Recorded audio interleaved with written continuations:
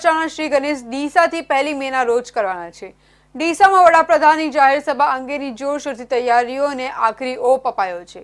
ડીસામાં બપોરે સભા હોવાથી સભા મંડપમાં મિસ્ટિંગ કુલિંગ સિસ્ટમ લગાવવામાં આવ્યા છે, જેનાથી બહાર કરતા મંડપમાં 8 ડિગ્રી જેટલું તાપમાન નીચું રહેશે। વડાપ્રધાન નરેન્દ્ર મોદી લોકસભા ચૂંટણીના ગુજરાતના 3જા તબક્કાના મતદાન માટે 1 મેથી પ્રચાર કાર્ય શરૂ કરવાના છે।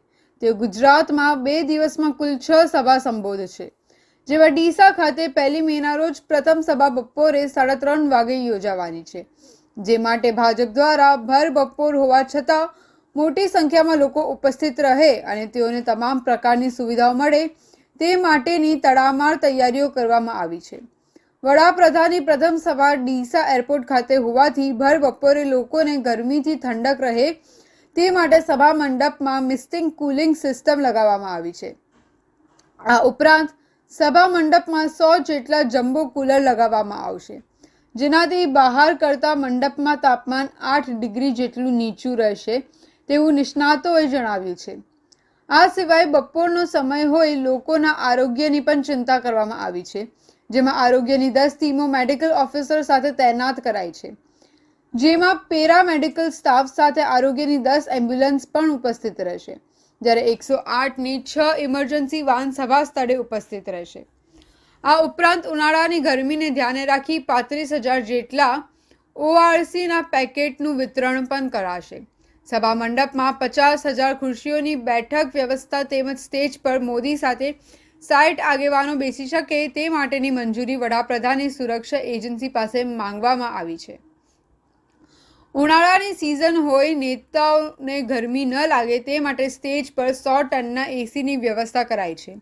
આ સિવાય બપોરનો સમય હોય, સમગ્ર જિલ્લામાંથી કાર્યકરો ઉમટી પડવાના હોય, કાર્યકરોના ભોજનની પણ ડીસાના ચારે તરફના રસ્તા પર વ્યવસ્થા કરવામાં આવી છે, જેમાં કાંકરેજ, ભીલડી અને પાટણ લોકસભાના કાર્યકરો માટે શ્રીનાથ કોલ્ડ સ્ટોરેજ જૂના ડીસા ખાતે, થરાદ, વાવ, ભાભર, લાખણી, સુઈગામ, દિયોદરના કાર્યકરો માટે આખોલ 4 રસ્તા પાસે જૈન દેરાસર પાછળ ભોજનની વ્યવસ્થા કરાઈ છે, જ્યારે અંબાજી, પાલનપુર, અમીરગઢ, દાંતીવાડાના કાર્યકરો માટે ડીસા કાટ રોડ પર ખિમચ કોલ્ડ સ્ટોરેજ પર અને ભોયન નજીક રાજપથ પાર્ટી પ્લોટમાં ભોજનની વ્યવસ્થા કરવામાં આવી છે, જેથી કાર્યકરોને પ્રથમ ભોજન કરાવી સભા મંડપમાં લઈ જવામાં આવશે।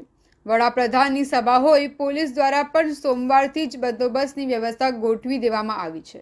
જોવા માટે આતુર છે, સાંભળવા માટે આતુર છે, ત્યારે આપણે જોઈ રહ્યા છીએ જે રીતે તૈયારીઓ ચાલી રહી છે, જે રીતે જન પ્રતિસાદ મળી રહ્યો છે, એ પ્રમાણે નરેન્દ્રભાઈ મોદી સાહેબ બનાસની ધરતી ઉપર આવી રહ્યા છે, ડીસાની ધરતી ઉપર આવી રહ્યા છે।